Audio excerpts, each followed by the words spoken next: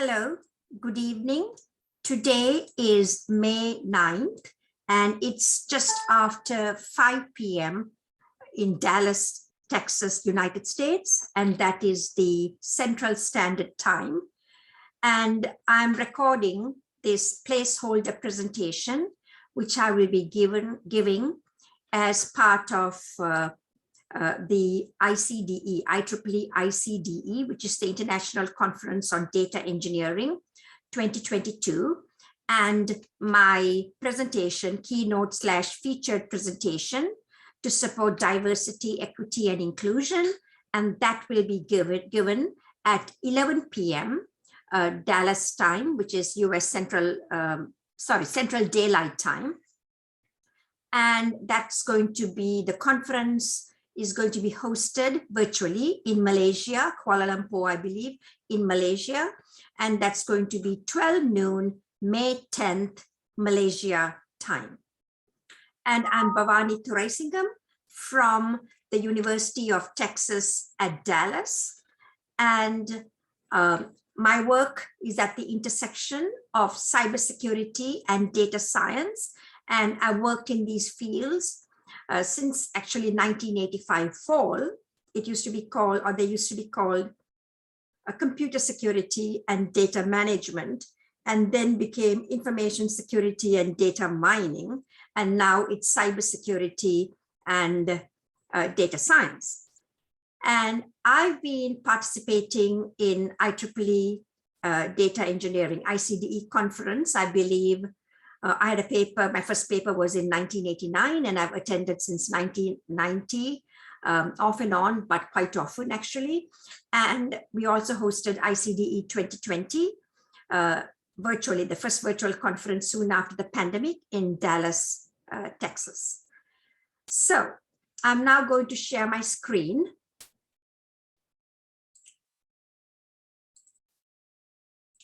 So, and this, as I said, this presentation is going to be given virtually, and it's part of the diversity events at, it's part of the diversity events at the IEEE ICDE 2022 conference. So my talk is going to be why a career in data science for a woman, and I will combine it with the importance of having a mentor. So there are really two aspects to my presentation, but they are more closely interrelated, right? So why women should pursue careers in data science, and what can women do to essentially succeed in their careers? And as I said, it's part of the diversity, equity, and inclusion address. Okay, so what's our broader objective?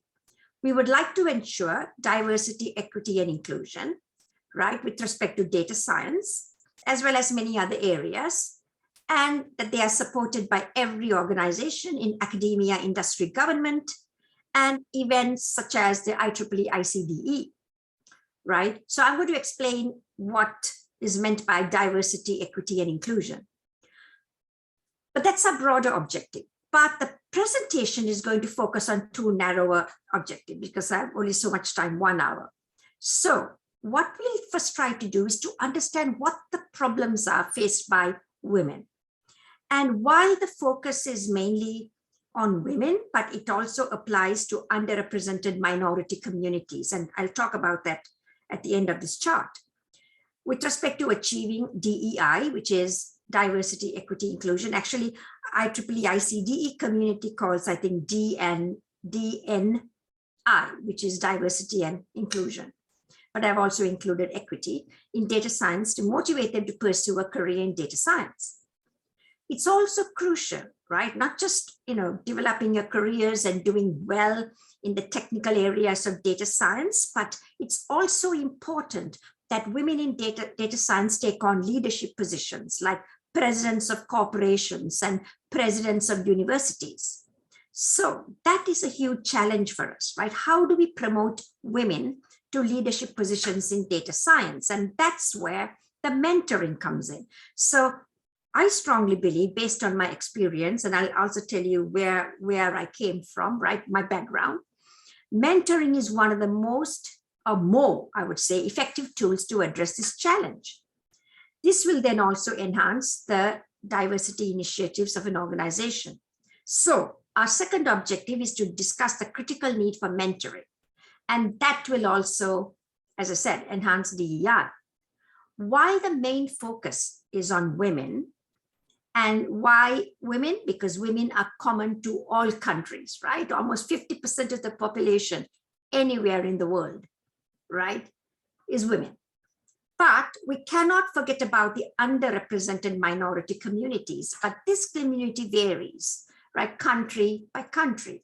Like, for instance, in the United States, the underrepresented minority communities include, let's see, African Americans, Latino/Hispanic Americans, LGBTQ community, as well as disabled communities, those with autism. So these are all part of the underrepresented minority communities. And in most other countries, of course, there is the Native Americans also. So in most countries, there are this indigenous population. They could be part of underrepresented minority communities. And so while I won't go into any specific minority community, because this is really an international conference, and as I said, every country, the minority community varies, but a lot of the things that I'm going to talk about for women also apply for the underrepresented minority communities. And off and on, I will touch upon these minority communities also. Okay, so what is diversity, equity, and inclusion? And I got this reference, this information from the Ford Foundation. So what is diversity, right?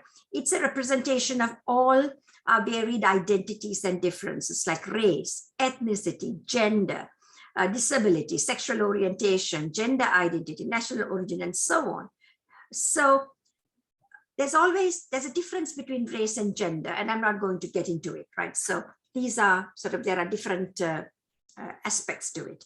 And what's equity? Yes, it's great to have diversity, right? We have women, we have men, and in the US, African Americans, Latino Americans, and LGBTQ, and so on. And that's good. However, we can have diversity, but there may not be equity. Why?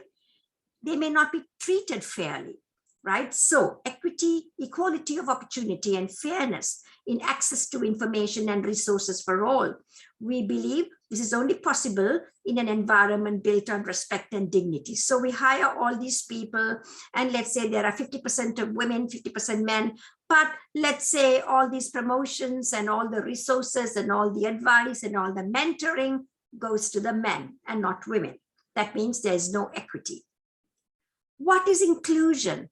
Builds a culture of belonging by activity, inviting the contribution and participation of all people. We believe every person's voice adds. So when we have some important decisions to make as an organization, as a team, as a company, as a university, we need to get the inputs of everyone. That is inclusion, include everyone, right? So we need all three. We need diversity, we need equity, we need inclusion, right? So these are three essential pillars or essential aspects of any organization. Okay, so I'm going to talk a little bit about myself so that you understand where I'm coming from, right? So whatever I'm saying, I have been influenced by my experiences. So we need to, what works for me and what I have experienced may not be what you have experienced, may not be what works for you, but what is really important is for us to each understand where we have come from, meaning that our experiences and background, and how do we want to move forward. So in my presentation, off and on, I'm going to talk about my own personal experiences in the workplace and how that shaped my approach to my career. So I'm originally from Sri Lanka, and I'm of Tamil origin. And I married at the age of 20 in 1975. It was an arranged marriage. And while I was finishing my undergraduate degree in mathematics and physics, Sri Lanka used to be called Ceylon, so at the University of Ceylon. My husband is also of Tamil origin. And while I was finishing my undergraduate, my my husband was finishing his PhD at the University of Cambridge in the UK. So my mother decided to arrange my marriage, fairly quickly. I mean, 20 is, I was barely 20, because my father had passed away when I was 16. And so my mother's brother was sort of responsible for arranging sort of our marriages, myself and some of my sisters. So after marriage, I moved to the UK, studied at the University of Bristol, and my husband had postdoctoral positions. And so after my graduation with my PhD, it was in theory of computation or theoretical computer science. We moved to the US in 1980, of course, for better opportunities for both my husband and myself. So we moved to New Mexico, and my husband had a position at the Petroleum Recovery Research Institute or Research Center. It's a DOE funded center at part of the New Mexico Tech. And so in the computer science department, they offered me right away a tenure track assistant professor position. However, I thought a lot. I'm sort of new to the country. My son was a baby, a few months old at the time. So I declined that position, okay, because I felt that I couldn't really be a good mother. We are talking about 1980, summer, right? I couldn't be a good mother, and also, do really work hard and succeed in my career, because, we know what, many of us know what, getting tenure means. But once you give up a tenure track position like that, then it sort of becomes harder, right? So I took a position as visiting faculty. Today we will call it faculty of instruction or professor of instruction. And so I taught there for a year, and then we moved to Minneapolis. My husband got in a position at 3M in the industry. And so I worked in Minneapolis for 2 years, as also a visiting faculty. And then I really wanted to join the industry. And so I joined Control Data Corporation in fall of 1983 as a senior software developer in computer networks. So while I was in the industry, I also got a position as adjunct faculty at the University of Minnesota. Okay. So then I was doing some research at University of Minnesota, but then what happens is that, when you're not sort of part of a research organization, then, you can sort of, once you get away really from a research, although I was publishing many papers in theory and I was getting into distributed systems with some professors at University of Minnesota, but still, if your main work is not sort of research oriented, then it becomes a lot harder. So I had a lucky break in fall 1985. So I received my US citizenship around that time. And then Honeywell, it was Honeywell Computer Sciences Center. At that time, it was really a very, very well-known research organization. They won a United States Air Force contract to design one of the early high assurance and highly secure database systems. And so Honeywell then interviewed me, and they would have had to like me enough to hire me, meaning my work, right? So all three things came together. First of all, I had to get my citizenship in fall 85, and Honeywell had to win that contract, and then they had to interview me and want to hire me. So all that came together. So I was very fortunate. So, and then from Honeywell, we moved to Massachusetts because my husband got a position at MIT. So we went to Massachusetts, and then I was there for 13 years at MITRE Corporation, went to NSF for 3 years, and then joined in the October of 2004 at UT Dallas to build the Cybersecurity Institute and also develop the data science program. So I've been working in cybersecurity and data science at Honeywell, MITRE, National Science Foundation, and UT Dallas for over 36 years. So it's going to be 37 years this fall, since fall 1985. And I'm sure fall 1985 would have been before many of you were born. Okay, but over the years, one thing I really learned, one good thing that I've benefited by having this varied background, commercial industry and federally funded research and development center, like the MITRE Corporation and the US government and also US academia, is that you learn really to appreciate what you have and enjoy and take pleasure in everything I do, in the sense that, you really can't afford to sort of sit down and say, oh, I should have accepted the tenure track position. No. So I really developed, over the years, developed this ability to enjoy whatever I'm doing, right? Whether it be a paper I'm writing, or a proposal, or mentoring, or teaching, or spending time with my family, with my son, and now I've got 2 small grandchildren. And so everything that I'm doing, right, I really want to sort of enjoy and take advantage of every opportunity, that's being offered to me. Okay, so this is how I got here. Now let's get to the main focus. Now, women in computer science and related fields. And since I work, I'm a computer scientist and I work in data science and cybersecurity, I only looked at these 3 areas.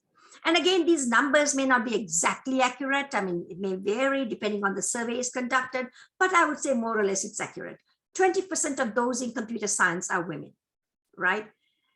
And I'm providing this source. Now, by the way, I'll give this presentation to the conference chair so that they can, post it, or I'm sure it's going to be recorded as well. So the date is April 2022, so just last month, 20%. So when I was working, say, in control in the early 80s, I think the numbers were much higher, probably 33, 35%. And these numbers went down and they are sort of going up a bit, right? So that's not good. And women hold just 18% of data science jobs. And this was last year. So it might have gone up a little bit now in the US, right? I'm talking about, these are mainly US-based studies. And the problem is they are saying worse in most lower income countries where women are less likely to have access to the science, technology, and engineering and math, like STEM education that provides a gateway to careers in data science, right? Data science, you need to understand data management, computer science, and statistics, and machine learning, and so on, right? So 18%, I was a little surprised at that number. I thought that was a little bit low. However, for cybersecurity, I was more encouraged in the sense that 2019, so that's almost 3 years ago, over 3 years ago, Cybercrime magazine, they said that around 20% of all global InfoSec, so that's global payrolls in cybersecurity. This is, of course, an encouraging improvement from 6 years ago, because 6 years ago, 2013, I know I was giving some talks and it was only like 10%. And some areas like hardware security and system security, it was less, more like 5%, but maybe more so in human computer interaction and security, usable security, it could be maybe higher, right?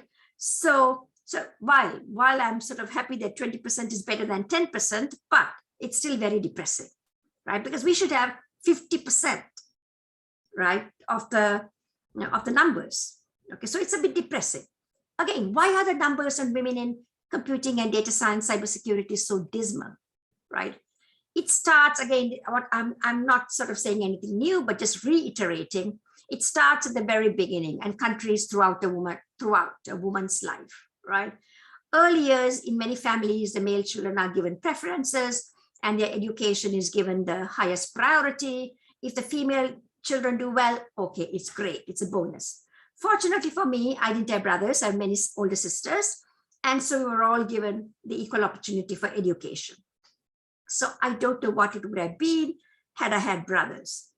And I find that it's not just in sort of Eastern cultures and so on, it's everywhere. In fact, in many Western cultures, I find that women are not encouraged to excel in STEM. There's a lot of peer pressure, right? Women have to dress up, they've got to wear makeup, look nice so that they can, boys look at them. I mean, that's what, women, our girls focus on, and a lot of peer pressure. So they are not encouraged. Marriage is still considered a high priority for a woman, right? Of course, during my time, we are talking about the mid-1970s, it was really important.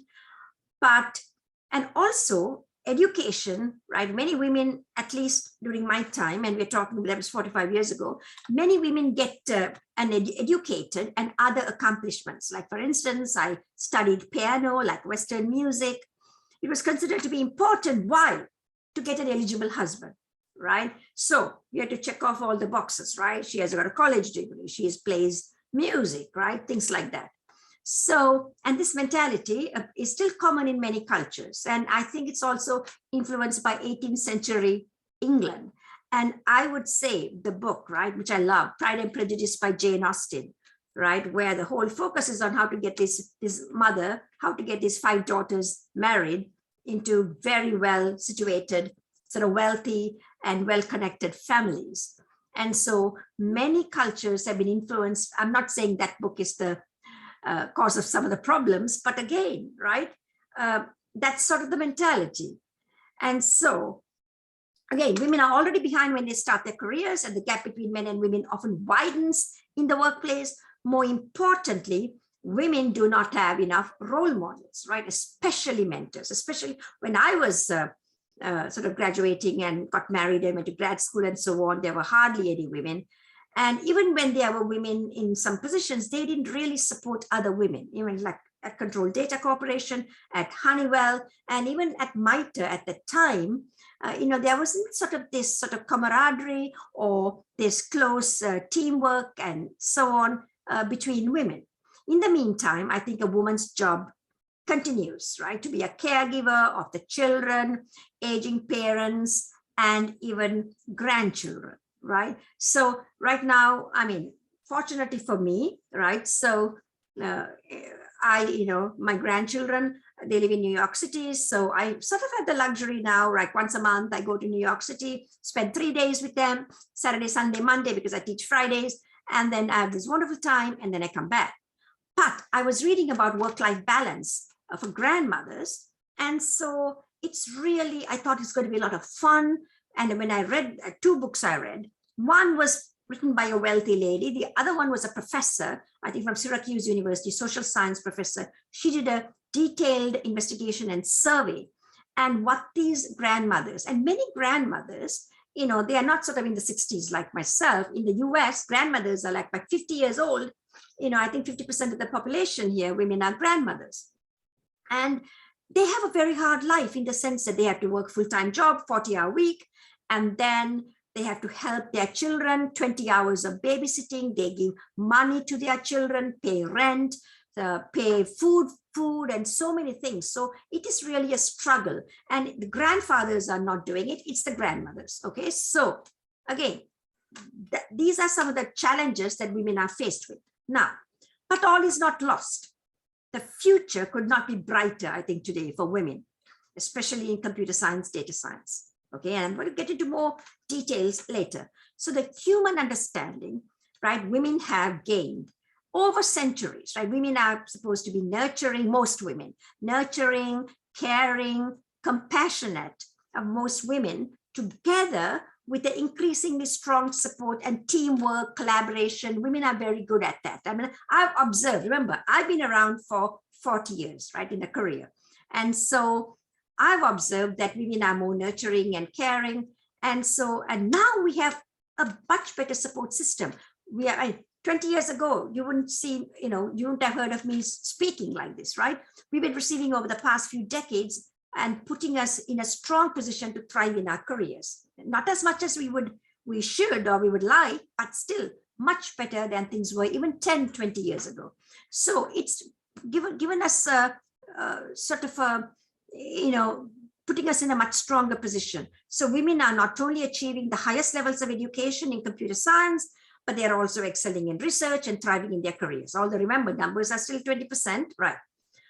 There are numerous programs, K through 12 and beyond the organization, such as Girls Who Code.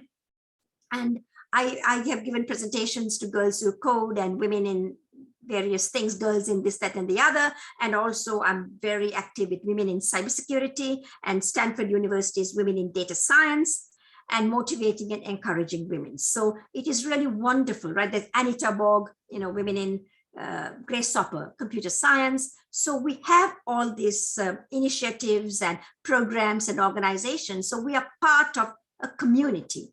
Women also have more role models, not as many as we would like, and they have numerous opportunities open to them, right? I'm sort of comparing to where I came from.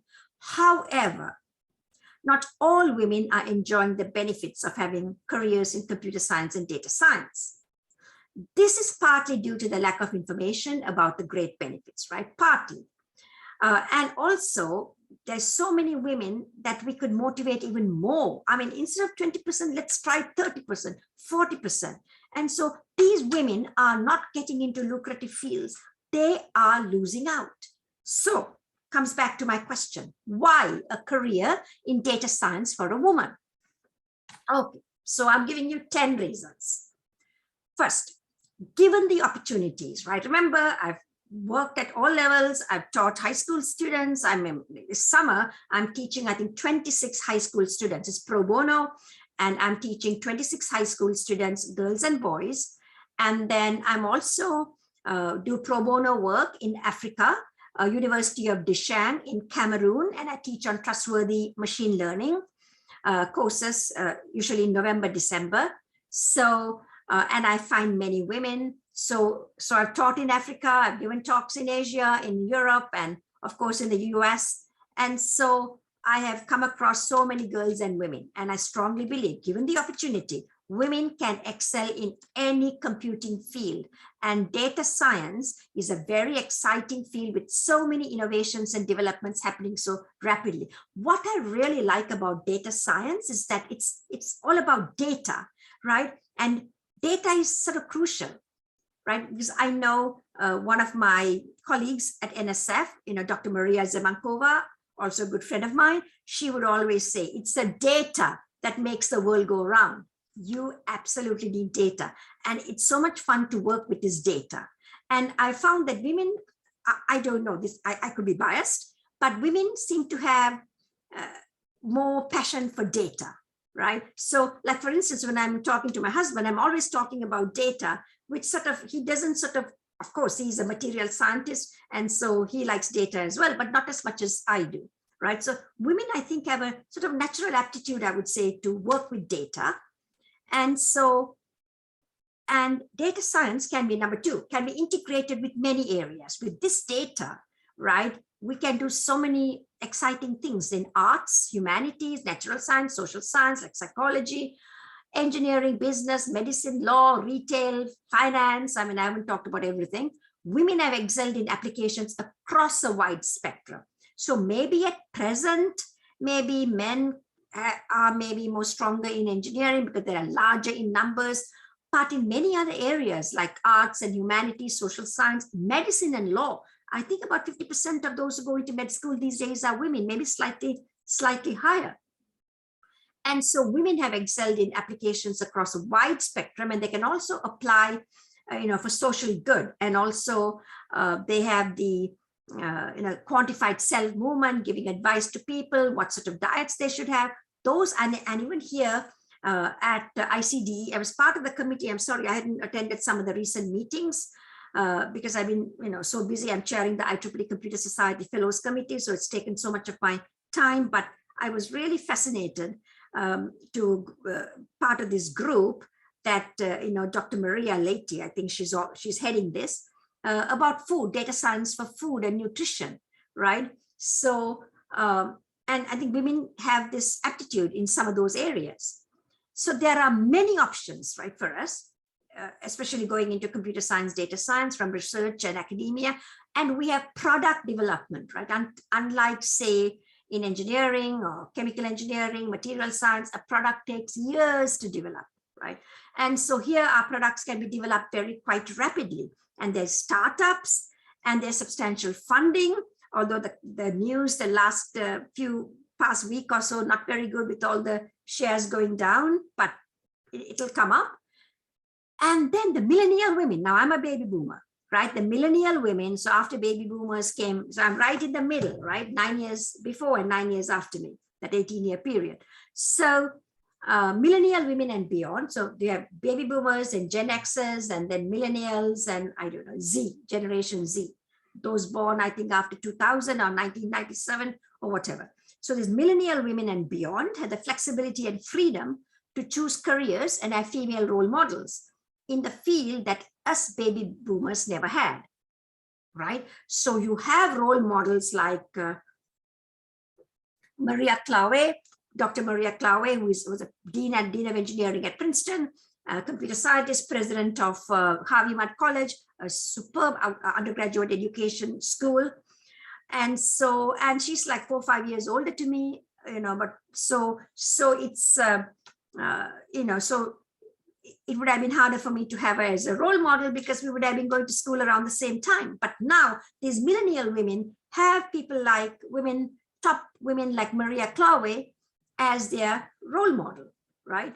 So in many research areas in CS, and Maria is in CS, and she spoke again together with me in 2018 at the Stanford, she gave the keynote at the Stanford Women in Data Science conference.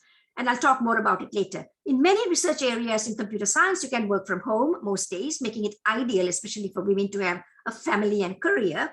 Although I would say the pandemic has shown that many careers can flourish from home, right? Because before that, we all have to show up at work, except those of us working in computing, and we can do all our programming and so on from home. But this is changing post-pandemic. But in any case, I noticed that we computer scientists and data scientists could work from home because we don't have all these fancy labs, whereas constantly we will get messages for chemistry. I also mentor at the university those working in chemistry and physics and geology. So I mentored some of them. I'll talk a little bit more later about that, our mentoring program. And so like they had to have their labs. I mean, they have got, you can't do fancy chemistry experiments at home, right? Too expensive, and it will sort of burn your home. So at least we have this advantage, right? So continuing, many data science jobs cannot be overtaken by robots. Although one of the recent communications of the ACM, I think it was the March issue, was talking about automating data science, which kind of worried me a little bit. But again, things could change, but at least we need data scientists because integration of statistics, machine learning, and so on. We need researchers and developers to collect and analyze massive amounts of data for many applications, right? So that's number 6. Number 7, something very interesting and challenging, and that's the area I work in. Computing systems are everywhere, right? From north to south, east to west. Therefore, right, we're living in a very dangerous world. These systems can be hacked or attacked. And you can make the world a better place and safer place with cybersecurity. But data science, I believe, is essential to detect and prevent cyber attacks, right? So part of my work is applying data science and / machine learning for cybersecurity applications. And I've been doing this for about quite a long time, 15 years or so. But another aspect of my work is also what happens if the machine learning data science techniques are attacked, right? That could be disaster. Instead of saying that you have COVID, the machine learning algorithm will say that you have a cold or something like that.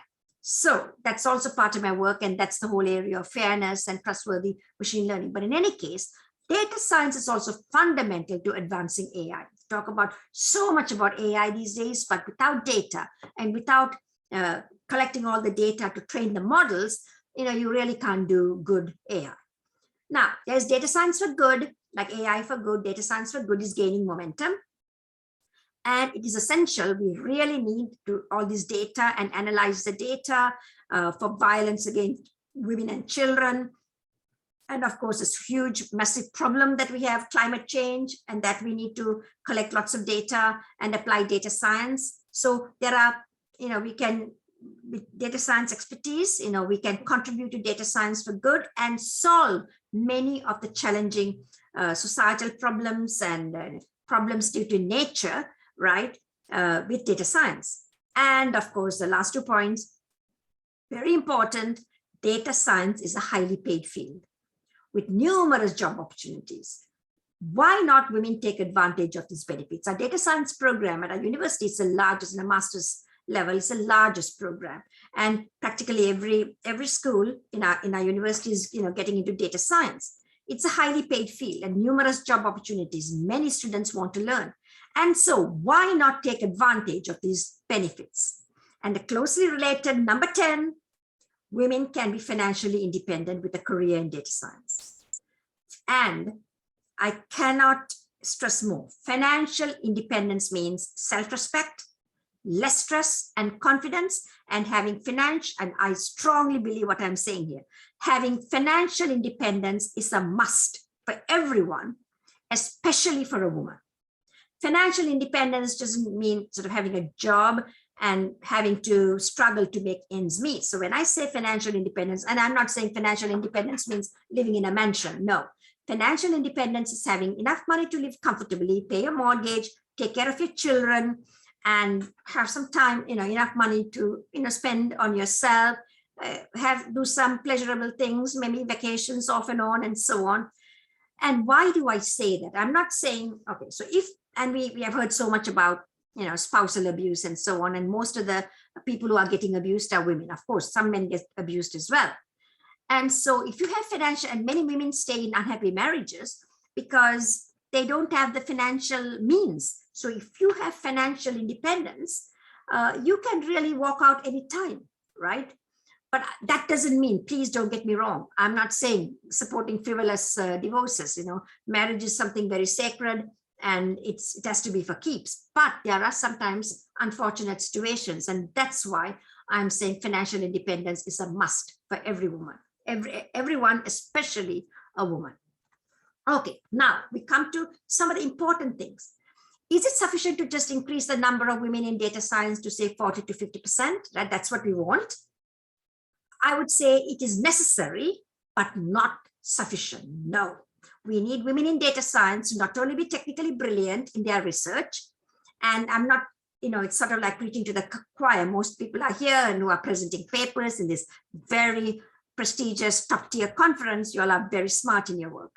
And those who are attending, want to learn about the field, but in their research and development. But I cannot emphasize more. It is critical that we have female leaders in data science. Okay, so we must have at least 40 to 50% of the department heads, 40 to 50% of the deans, provosts, chancellors, directors, vice presidents, presidents in academia, industry, and government to be female, and also from the underrepresented minorities, and underrepresented minorities depending on the percentage. Okay, but we know that 50% of the population is female. Why do I say that? It's really important. It's crucial that we have a large number of women in positions of power so that they can increase the number of women in data science at every level, technical and management, right? Only if you have, say, if 10 department heads apply for a job, right, for a dean, and 9 of them are men and only 1 woman, who do you think will get the job? Calculate the probability. It's going to very likely be a man. And so we want more people in the dean position, and then more people in provosts and presidents and company vice presidents, right? So why is the disparity even worse for women in senior management? It's really bad, actually, in CS data science. And this is what I got very, very upset about when I was reading. 32% of presidents of universities are women. But to my knowledge, I think maybe things have changed, but at least the last couple of years, and I need to look into it more. But I know only 1 female president is a computer scientist, and who has, done, she's in theoretical computer, she was in theoretical computer science, I believe, but she's done also a lot of work in data science. And that's the famous Dr. Maria Klawe, Princeton Dean of Engineering and president of Harvey Mudd College.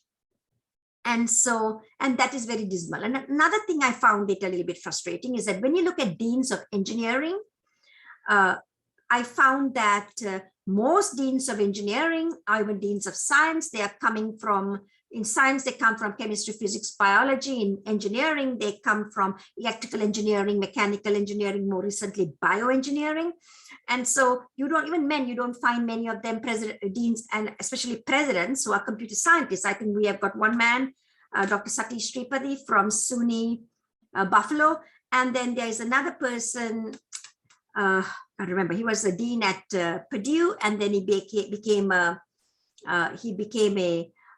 president of University of Mississippi. PhD, I think, was from Stanford.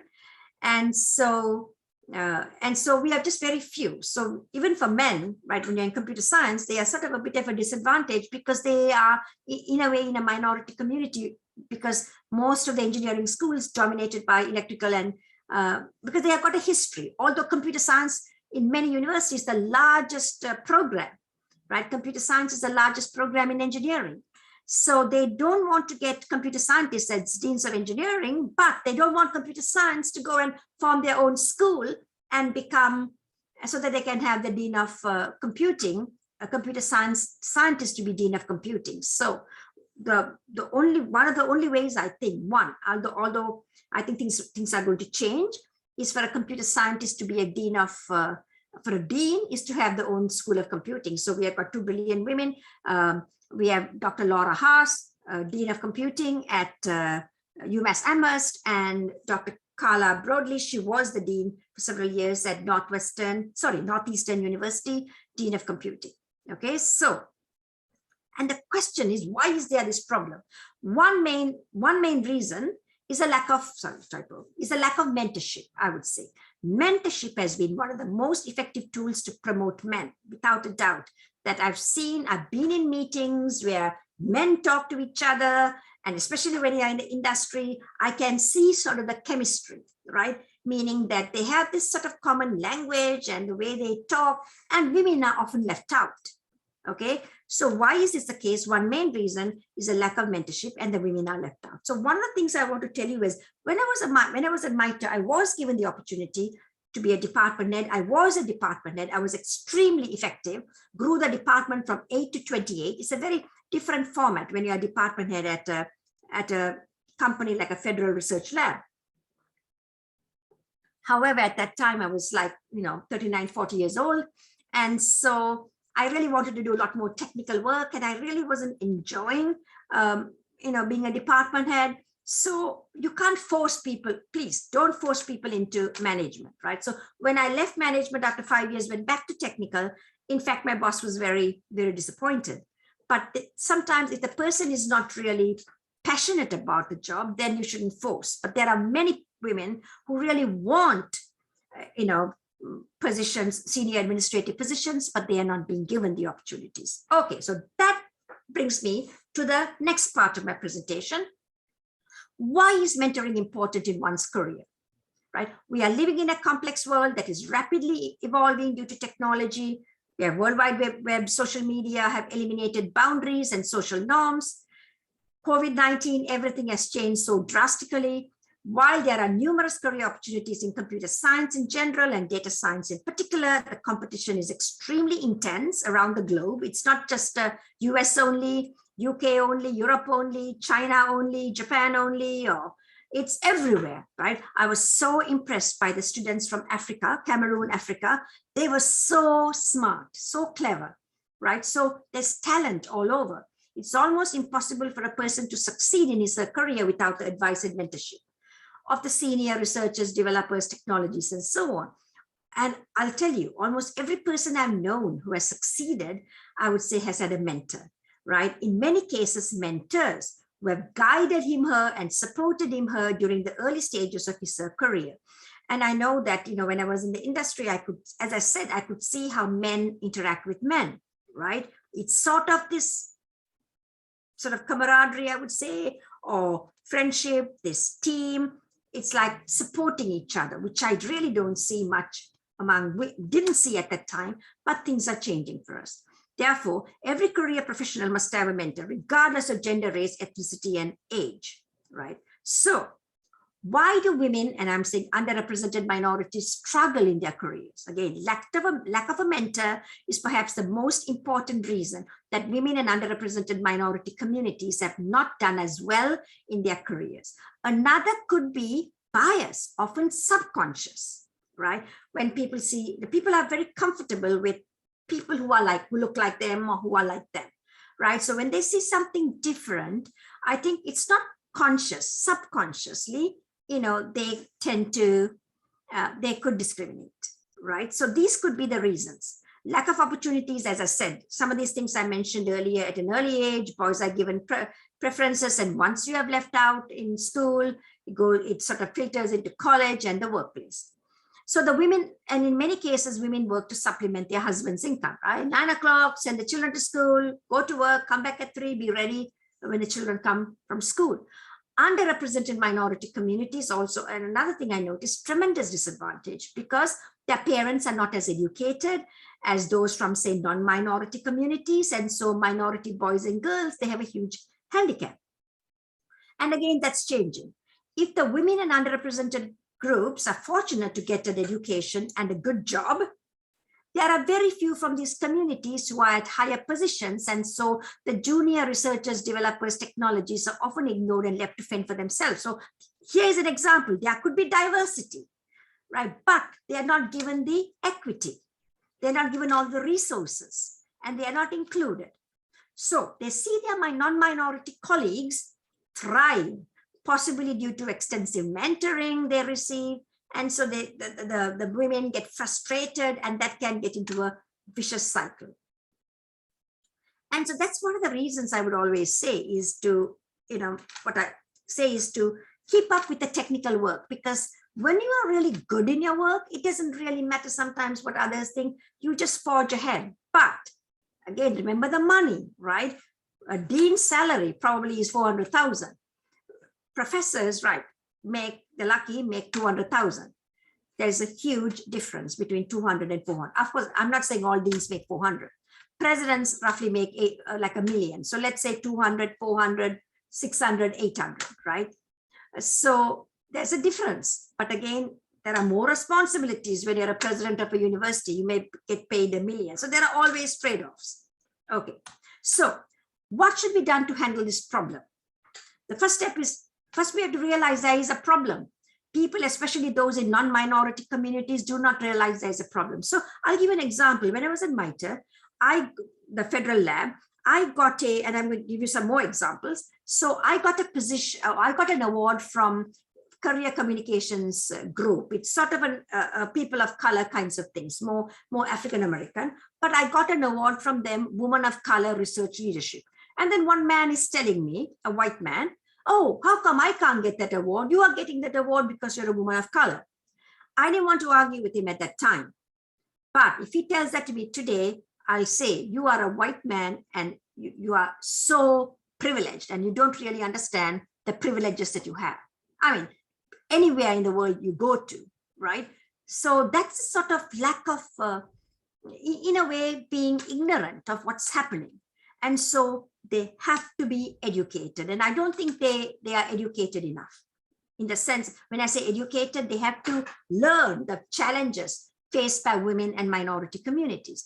Yes, affirmative action programs have been around for a long time, and without a doubt they have helped, but these programs do not attempt to support the genuine growth of women and minorities, and have been frowned upon, right? Sometimes they say, oh, she's in that position because she's a woman, like this man telling, oh, you are in this position, you got that award because you're a woman of color.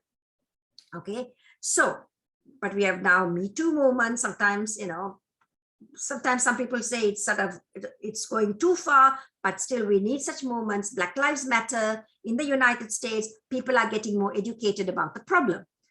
So we have to empower everyone. As a result, there's more awareness about diversity, equity, inclusion. It's not about giving a job to a person because she's a woman. It's about building a safe and inclusive environment where everyone can thrive. So the woman has got an equal opportunity to compete for the job as a man, because she has not only been hired, maybe for diversity reasons, but there's been equity. She's been given all the resources and support. So I hope these are not just words, that all of us can work together to handle the challenges that women and minority communities are faced with today.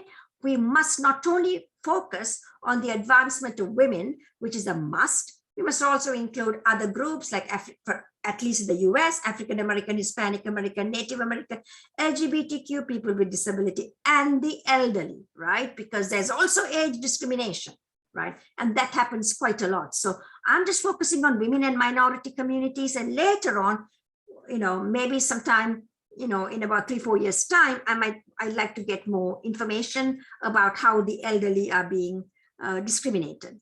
So we have to go beyond our own gender, race, ethnicity, and help everyone to succeed. Okay, now I talk a little bit about my personal story. Okay, so back in the early to mid 1990s, right? At that time, I was in my mid to late 30s. I was really thriving, doing that. I was with federally funded research and development center doing technical work. And the general impression at that time, Bhavani is very good in her work. And that was because of my outstanding publications, and I was able to establish projects, get funding, and so on. Then around 94, 95, there was a 94, I think. Anyway, sometime in the mid 90s, there was a highly visible position opening up, right, at work. Because the person who was a lady, a good friend of mine, wonderful lady, who, and I don't want to mention names because I didn't really ask her whether I can mention her name. She was leaving. And so that position became available. And I was interested. That's the head of data management research. And today it would be data science research. So I felt I had all the credentials, but hardly anyone thought of me as a contender. Perhaps subconscious bias, right? Because here I am not only a woman, but here partly because I think I was a woman of color. So fortunately, this lady who had worked with me, she's only a few years older to me, recognized my talent and my capability, and she recommended me for the position. There was one other person, let's say X, who was competing for the position, and I was told by this lady that X's supporters were undermining me, right? She heard comments like, oh, Bhavani is a loner, Bhavani is not a team player, Bhavani is not that great technically, even though my published publications, for someone coming who has had a career in industry at that time, I was in top tier venues, far better than others, and I was leading multiple research teams and so on at the time. And my managers, he was very supportive, and they wanted me to get the position, but they were very puzzled about these comments, right? They did defend me, but this lady who was my supporter said I needed to provide more evidence of my excellence, technical excellence, right? So again, if I had been a white man, I think I wouldn't have had to provide the technical, evidence. Okay, if not for this lady, I would not have known, right? Who wanted to support me strongly, I would never have known there is a problem. I would have been totally ignorant and gotten very frustrated when I didn't get the job. That's when I acted. So I remember I went and dropped my husband and son at the airport. They were going to England. I came home. I was kind of crying a little bit through frustration in the car. So I came home. I contacted my mentor, the late Professor C.V. Ramamurthy. He was a UC Berkeley professor. And we strategized for hours one evening, right? We started like 6 o'clock and we finished, and he was in California. So finished like my time, 12 midnight, East Coast time, right? So then we decided what strategy. So I contacted all my sponsors, Army, Navy, NSA, CIA. I hadn't done work with CIA at that time. Army, Navy, Air Force, NSA, and some top researchers and so on to write letters of support. And I also asked someone higher up in the organization at MITRE, where I was, this federal lab, to support me. And he did. He later became the CEO of MITRE, and a very strong supporter. Within a week, my main boss, who was supporting me, but he was very puzzled why all these negative comments, got all these letters, and he's wondering why on earth are all these people writing about Bhavani, such wonderful things.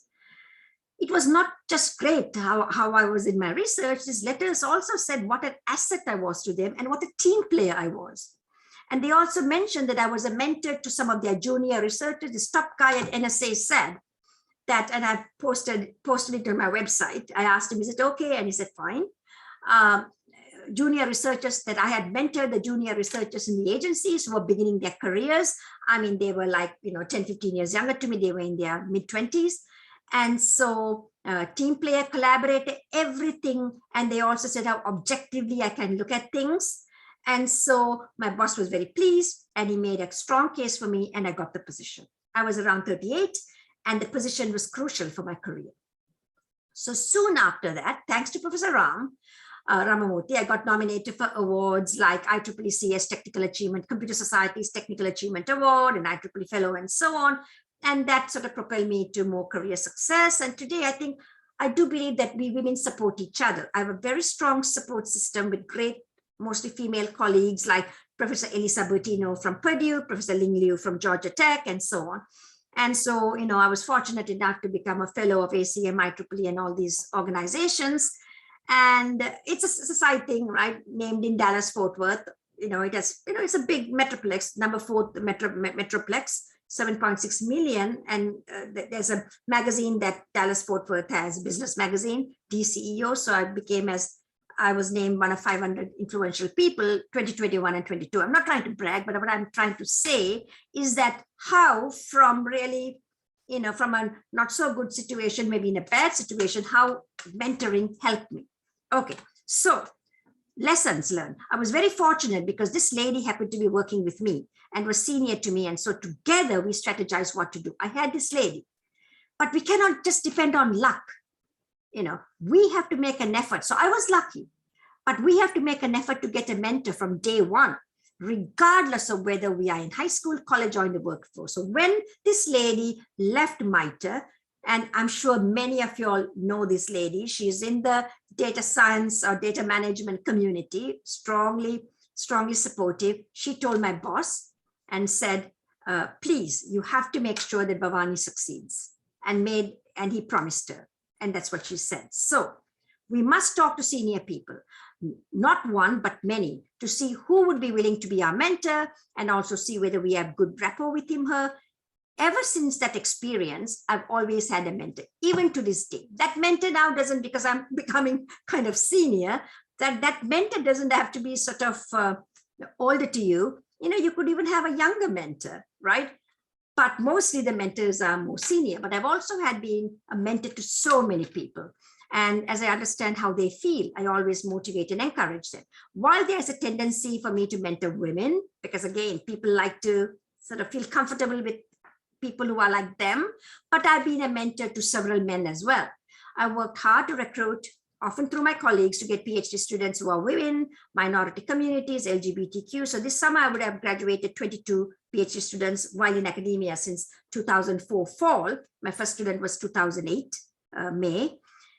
And over 50%, I would say 12 women by this summer, and a few from African American, Hispanic American, LGBTQ communities. And currently I have PhD students who are female and one of them disabled. So I still need to do a lot more. And I benefit a great deal from mentoring because remember, I can learn from the mentees. I'll tell you how. Advice to mentors very quickly. First and foremost, junior faculty and researchers are coming to you because you are success and in what you are doing. So I'm a mentor, official part of the university's official mentor program. So part of that, they send me computer scientists, chemistry, assistant professors, and geology, and even social science professors. I mentored them.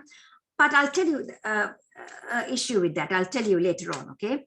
Likely you are in this position because there's at least one person who has helped you in your education and career. So don't forget, when a junior faculty needs mentorship, be there for them.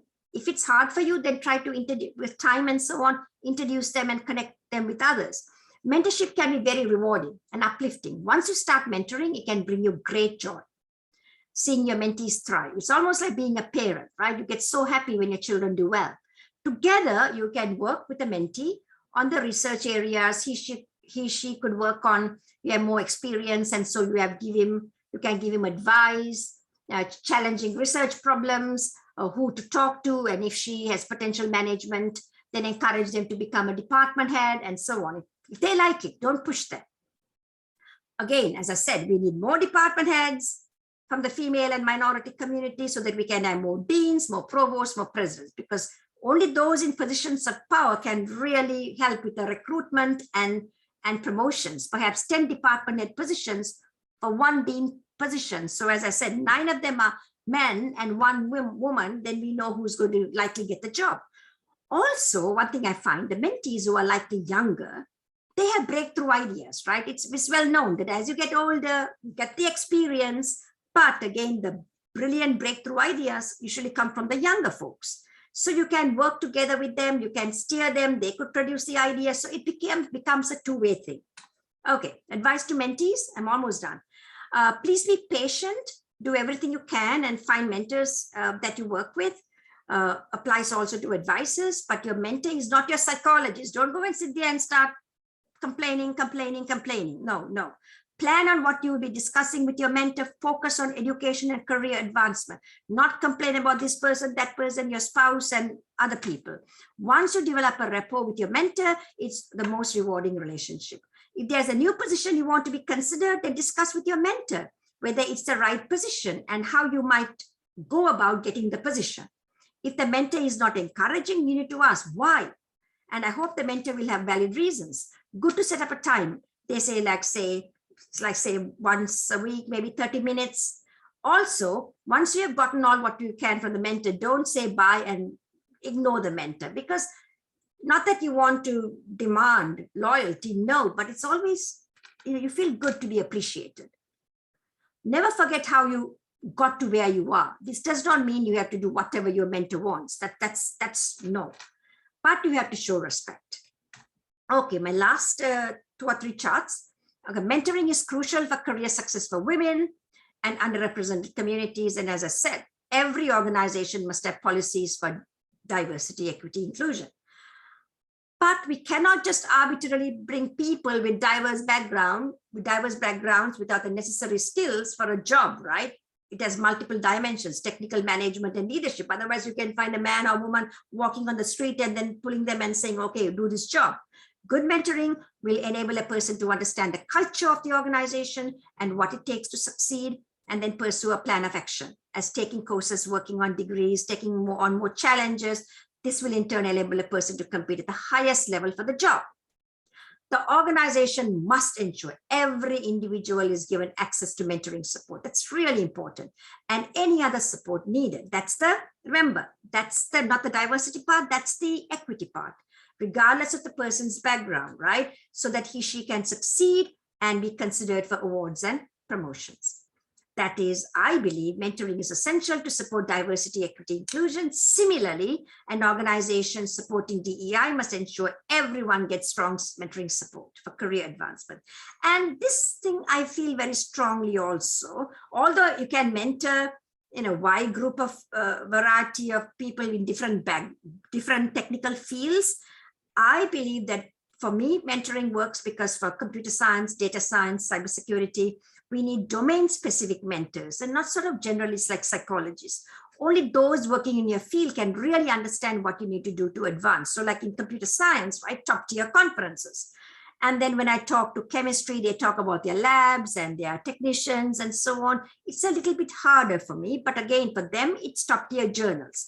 So sometimes mentoring in different fields, I find it a little bit more challenging, but I'm very comfortable mentoring especially in data science and cybersecurity, and also to a great extent in computer science as well. Okay, so I just want to talk about 2 things. Continuing with the data science career for women, what are the next steps, right? So there are some good resources.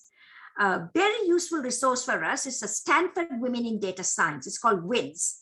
They have an annual in-person and virtual conferences, and several universities have joined WIDS. This is their logo, Women in Data Science at Stanford.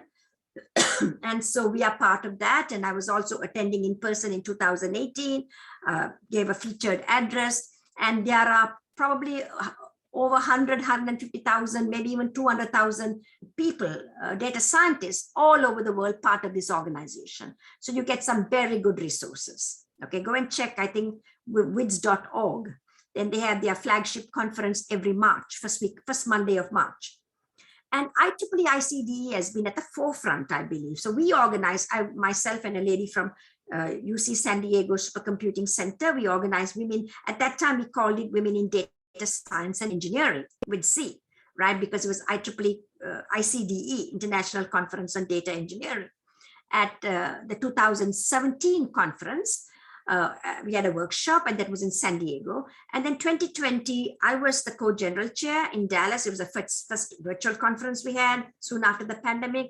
And so I didn't want to at that time call it WIDC because, data science is really identified with WIDS. So we had a WIDS event in Dallas or virtually at ICDE 2020 with Stanford, right? So Stanford was involved.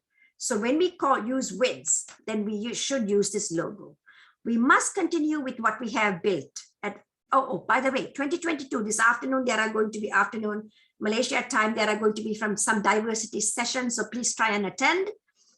So there are, I think, 2 sessions being organized this afternoon. So please attend. So I'm really encouraged to see 2022 events. But we must continue what we have built over the years. 2023 and beyond, there's no going back now for us. DEI is here to stay. Every one of us, man and woman, have a role to play. We need to include men in the discussions and workshops. We need their support. It takes the entire data science community to get more women in data science at all levels. Okay, and I'm going to leave you with these questions. These are questions we discussed at the panel. I don't want to go through all this because of lack of time, at the WIDS in 2020 at ICDE. So things like, how do you choose research topics? Should you run after hot areas? Is it fine to delegate work to others? So it was jointly, these questions were prepared by the participants. I think Professor Daphne Yao was a participant from Virginia Tech, Elisa Bertino, Ling Liu, and Eunice Santos. She's a dean of the information science at University of Illinois. And so we had quite a few women. How should researchers strategize their focus? What's the best attitude towards paper proposal, promotion, rejection? What's the number one thing you'd like data science field to improve? What can employers do to empower women? How to say yes and no at work? Should women say sorry? I don't know. I mean, this was, some articles say no. For me, sorry means if you're genuinely sorry, then say it, right? Is there a best time to start a family, have children? I mean, I know many women say I didn't have to go through because I gave up my tenure track positions. So that was not really a challenge for me, but otherwise the tenure, your biological clock and the tenure clock all kind of coincide, right? What is the most stressful kind of moment, or at work or home? How do you deal with the stress? I do a lot of meditation, by the way, every day, at least 30 minutes. Should one feel bad when telling people that she needs to skip, reschedule, cancel work due to family reasons? That's something, it was really bad in the 80s and 90s, but I think it's more acceptable to go and pick up children. Although when men go and pick up their children from school, it's not considered to be very negative, not considered. Anyway, how can women form communities to help each other? As I said, I've got a very strong support system consisting of women. How can women faculty leaders support female data science students and programmers? Okay, so this finishes my talk, and I've sort of slightly gone over, but again, this is a placeholder presentation. So I think I didn't have my time, so I'm going to send this to, just in case there's a technology glitch, I usually make this I do the taping. And so hopefully, I'll be there. And so I think what they can do is, if they are going to replay, what they can do is maybe stop at the time, because following my talk, there's going to be the Alibaba presentation. So I should have had my clock in front of me. So that's a good thing to remember. So I thought I'll finish it in like 35 minutes. So, and I would really like to thank the conference organizers for having invited me to give this sort of featured address, because I think this is really important for all of us. And again, thank you very much for, I'm going to stop sharing now. And thank you very much for listening. And I'm going to see you, I believe, in about less than 5 hours, in 4.5 hours, I will see you, okay? Thank you very much. And I'm going to send this link, the Zoom link, to the conference organizers, just in case. Thank you. Going to stop recording, okay.